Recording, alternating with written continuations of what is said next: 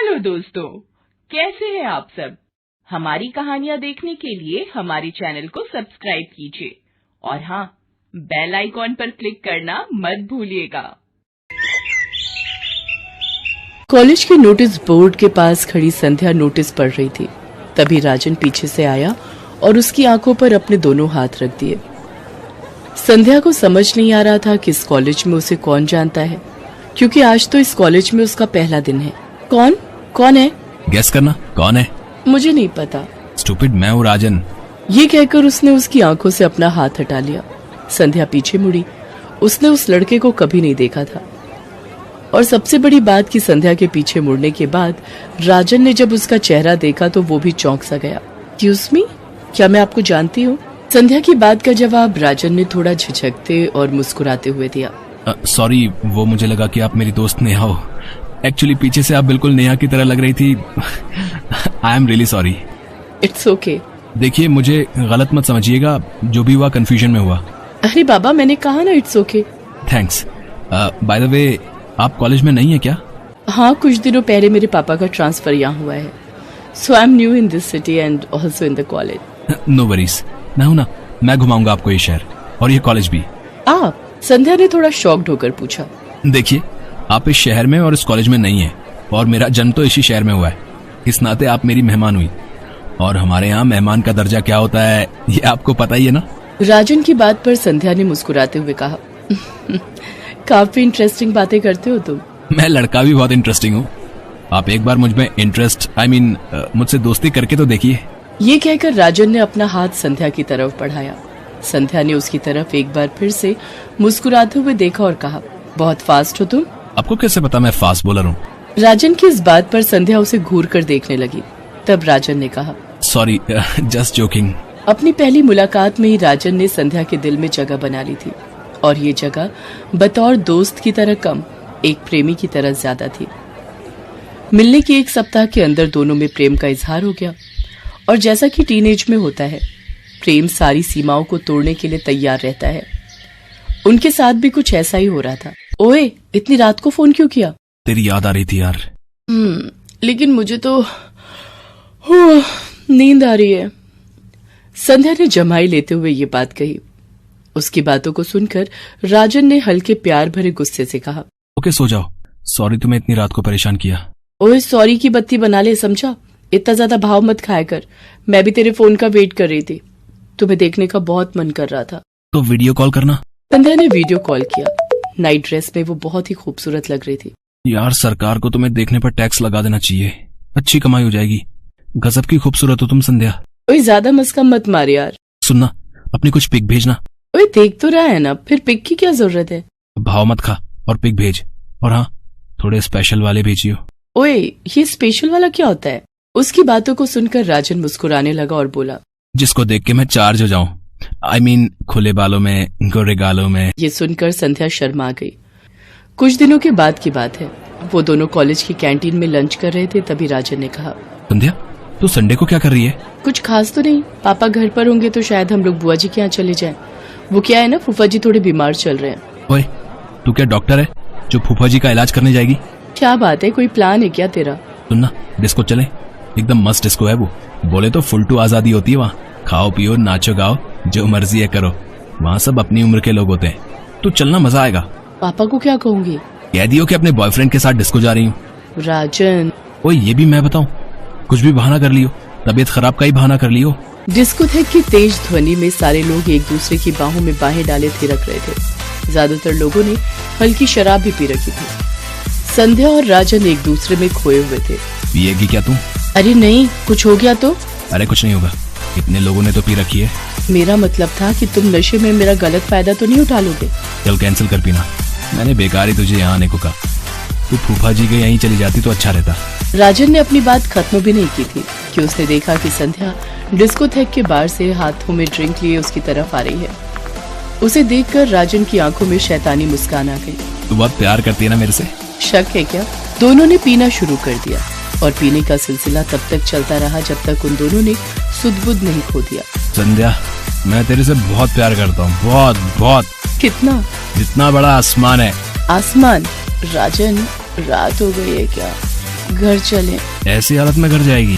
अरे घर पर कोई नहीं है, पापा और मम्मा फूफा जी के यहाँ से कल शाम को आएंगे। राजन संध्या को लेकर उसके घर चला गया और उस दिन नशे की हालत में उन्होंने सारी सीमाएं लांघ दी। पूरी रात वो दोनों एक दूसरे से प्यार करते रहे और फिर सो गए। अगले दिन के 12 बजे उनकी नींद खुली। बेतरतीब कपड़े और रात की बातों को याद कर संध्या का दिल जोर जोर से धड़कने लगा। यार सब गड़बड़ हो गई, तूने मुझे रोका क्यों नहीं? अब क्या होगा? कुछ नहीं होगा, चिल कर यार। लेकिन इस घटना के 1 महीने के बाद की बात है। संध्या रात को सोने की तैयारी कर रही थी, तभी उसे उल्टी का मन करने लगा। पहले तो उसे लगा कि उसने कुछ उल्टा पुल्टा खा लिया है, इसलिए उसने उल्टी की दवा ले ली। लेकिन जब उसके बाद भी उल्टी नहीं रुकी तो उसका मन घबरा गया। उसने राजन को फोन कर दिया। अरे यार, उल्टी का मतलब प्रेग्नेंट होना ही नहीं होता है, तू भी ना खामखा लोड ले रही है। लेकिन संध्या को उल्टी के साथ चक्कर भी आने लगे। उसने घर में प्रेगनेंसी टेस्ट किया और रिजल्ट देखकर उसके हाथ पांव फूल गए। उसने राजन को फोन किया। राजन, सब खत्म हो गया, सब खत्म हो गया। मैं किसी को मुंह दिखाने की भी लायक नहीं रही। ओए क्या हो गया? I am pregnant. ये वाक्य सुनकर राजन का गला सूख गया। उसे समझ ही नहीं आ रहा था कि वो इस बात पर क्या रिएक्ट करे। मजाक मस्ती में बहुत बड़ा कांड जो हो गया था। सुनना, मैं तुझसे थोड़ी देर में बात करता हूँ, पापा बुला रहे हैं। लेकिन राजन का थोड़ी देर 1 सप्ताह तक नहीं आया। कॉलेज में भी वो संध्या को इग्नोर करने लगा था। संध्या उसे कॉल करती तो वो उसका कॉल काट देता। लेकिन एक दिन उन दोनों का आमना सामना हो गया। क्या बात है राजन, तू मुझे इग्नोर क्यों कर रहा है? नहीं तो मैं भला तुम्हें क्यों इग्नोर करूंगा? इसलिए कि मैं प्रेग्नेंट हो गई हूँ।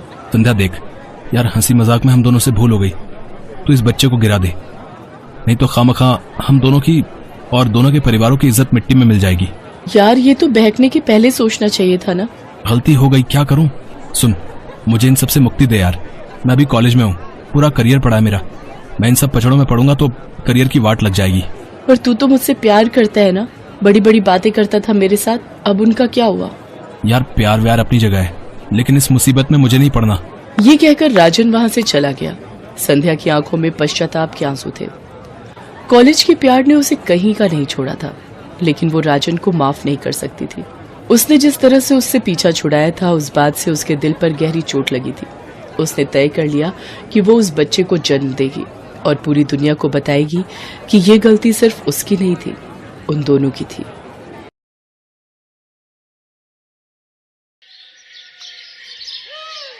सलोनी और रोहन दोनों पड़ोसी थे।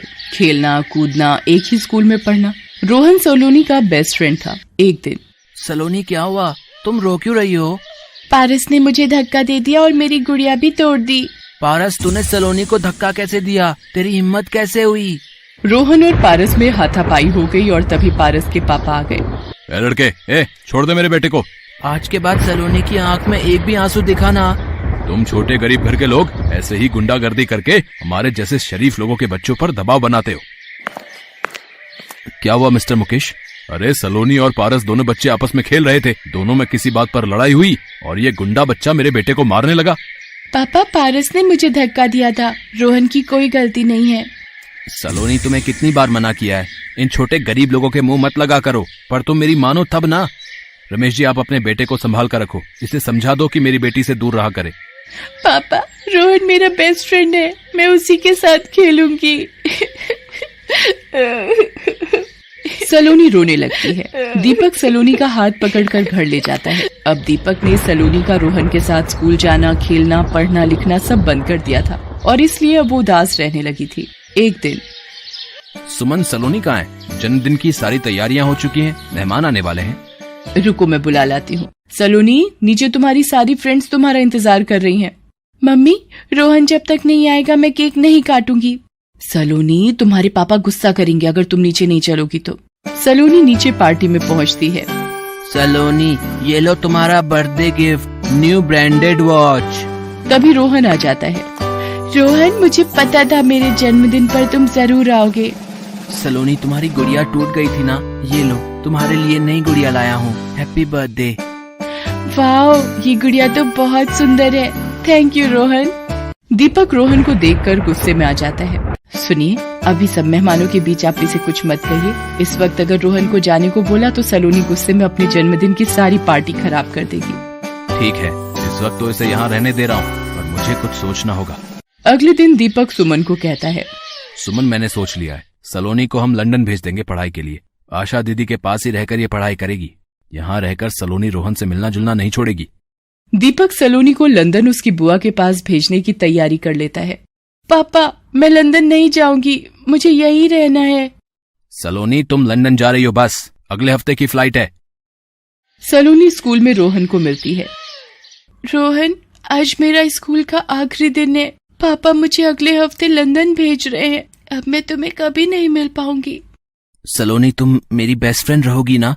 मेरा तुम्हारा ये बचपन का प्यार भूल तो नहीं जाओगी ना? एक शर्त पर नहीं भूलूंगी। अपने गिटार पर एक आखिरी बार ये गाना गुनगुना दो। ये गाना तुम्हारी आवाज में मुझे बहुत पसंद है। रोहन गिटार पर गाना गुनगुनाता है।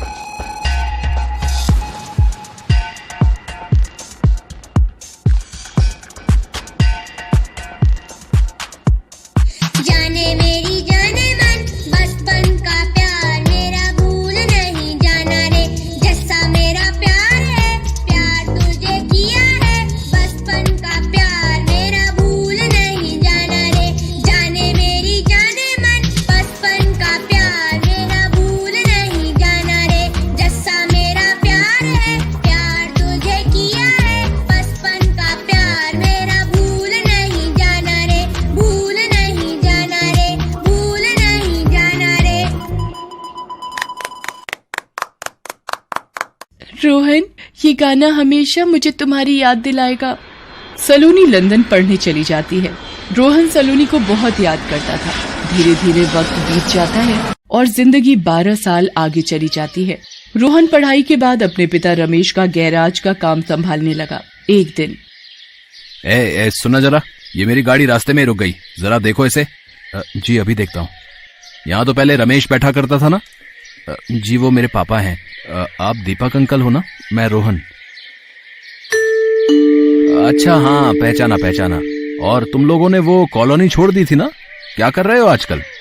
अंकल बस अभी कॉलेज पास किया है और अब ये बाबा का गैराज संभालता हूँ। ये लो 500 रुपए गाड़ी ठीक करने के। अंकल इस काम के 200 रुपए ही बनते हैं।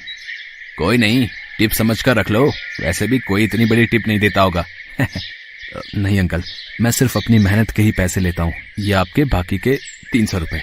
दीपक आज भी रोहन से नफरत करता था और अपने पैसे पर घमंड करता था। रोहन गैराज पर होता है तभी उसका दोस्त अनिल आ जाता है। रोहन, ये देख यार, तेरा गाया हुआ गाना सोशल मीडिया पर कितने लोगों की पसंद बन गया है। अनिल, तूने वो गाना सोशल मीडिया पर कब डाल दिया? अरे वो उस दिन तू गिटार पर गुनगुना रहा था ना, मैंने तेरा वीडियो बनाकर डाल दिया था। अनिल, वो गाना मेरे बचपन की सबसे खूबसूरत याद है और तूने उसे सोशल मीडिया पर डाल दिया। रोहन, एक बहुत बड़े आर्टिस्ट मिस्टर मेहता ने तुम्हारे इस गाने को सुना है। वो एक बहुत बड़ा सिंगिंग शो करवाना चाहते हैं जिसमें तुम इस गाने को सबके बीच गाओ, दुनिया इस गाने को सुने, तुम्हारा टैलेंट सामने आए यार। पर अनिल, मैं अपने मन को कैसे तैयार करूं? मेरी बहुत यादें हैं इस गाने को लेकर। रोहन, मैंने मिस्टर मेहता को हाँ बोल दिया है, अब तू मना मत कर यार, आखिर तू मेरा दोस्त है, मेरी बात नहीं मानेगा क्या? अनिल के कहने पर रोहन शो करने के लिए तैयार हो जाता है। मिस्टर मेहता रोहन से मिलते हैं और शो की तैयारियां शुरू हो जाती हैं। एक दिन, अकेले अकेले दोनों बाप बेटी मिलते रहोगे या मैं भी अपनी बेटी से मिल लूं? सलोनी, इतनी कमजोर क्यों दिखाई दे रही हो? तुम्हारी बुआ बता रही थी तुम खाने पीने का ध्यान नहीं रखती हो। मम्मा, अब मैं इंडिया वापस आ गई हूँ ना, अब आपके हाथ का खाना खाकर मोटी हो जाऊंगी। अच्छा मम्मी पापा, मेरी सहेली रीमा का फोन आया है, मैं मिलकर आती हूँ। सलोनी रीमा से मिलने चली जाती है। सलोनी, इतने सालों बाद तुझे मिल रही हूँ। वीडियो पर तू बिल्कुल बदली सी दिखती थी, अब लग रहा है और भी ब्यूटीफुल हो गई है। वो तो है, पर तू भी कम सुंदर नहीं। अरे ये पोस्टर कैसा है? अरे ये पापा के फ्रेंड मिस्टर मेहता एक सिंगिंग कॉन्सर्ट करवा रहे हैं, रॉकस्टार आरके सॉन्ग गाएगा। आरके? ये कौन है? अरे तूने नाम नहीं सुना? इस वक्त पूरा सोशल मीडिया उसकी आवाज का दीवाना है। एक काम कर, आज शाम 6 बजे तू मेरे साथ इसका शो देखने चल। ओके, मैं भी देखूं ये रॉकस्टार आरके है कौन। सलोनी रीमा के साथ शो देखने जाती है। रोहन के स्टेज पर आते ही पब्लिक चिल्लाने लगती है, आरके आरके आरके। आप सबका इतना प्यार देने के लिए शुक्रिया। आपने मेरे गाने को पसंद किया, पर ये गाना मेरे बचपन से जुड़ा है। कोई था जिसे मेरा ये गाना बहुत पसंद था। उसने मुझे कहा था मेरा ये गाना हमेशा उसे मेरी याद दिलाएगा। वो कल भी मेरा पहला प्यार थी, वो आज भी मेरा पहला प्यार है, वो कल भी मेरा पहला प्यार होगा।